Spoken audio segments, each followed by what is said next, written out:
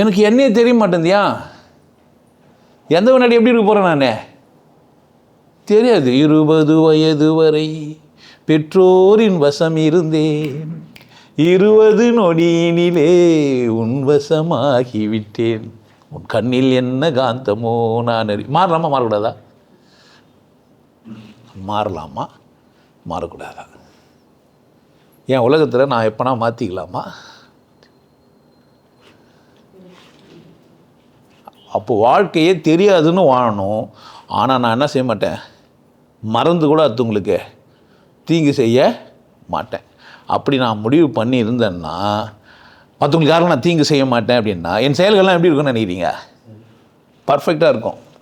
எப்போ நான் எப்படி வேணால் வாழ்வேன்னு முடிவு பண்ணியோ அந்த வினாடி என்ன ஆகிட்டேன், உலகத்தில் ஒழுக்கம் தவறிட்டேன். நான் எப்படி வேணால் வாழ்வேன்னே இரு, சொல்லவே செய், நான் எப்போ வேணால் எப்படி வேணால் இருப்பேன், என்ன பண்ணாத நம்பாதுன்ட்டா நம்ம எப்படி இருக்கலாம், ரொம்ப நம்ம கவனமாக இருக்கலாம். தேல் கட்டி நீ கவனமாக இருப்ப, அதுக்கு கொடுக்குற விஷயம் இருக்குது, உனக்கு புரிஞ்சிச்சு, இல்லை பிடிச்சுவே கொடுக்க மட்டும் வெட்டிடுவே விளையாடுன்னு இருப்பேன். ஏன் புரிஞ்சிச்சு?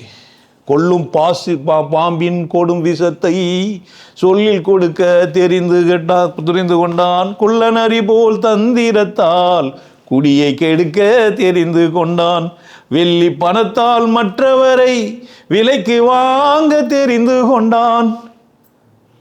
ஹியூமன் பீயிங்கை மட்டும் இருக்க மாட்டேங்க, மனிதனாக வாழ மட்டும். அப்போ மனுஷன்னா ரொம்ப ஆபத்தானவன்.